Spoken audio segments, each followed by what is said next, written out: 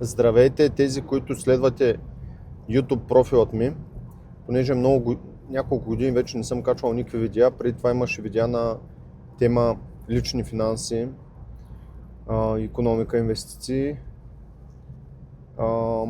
Исках да споделя, че съм направил един нов YouTube канал. Мислех да е продължение на този, но реших да е нов. Кооперация Благоденствие се казва. Ще споделя линк отдолу.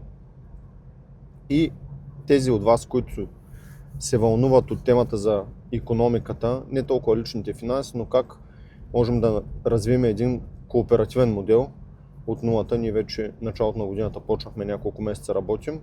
Може да последвате този канал. А за тук не знам дали има смисъл да качвам някакви видеа.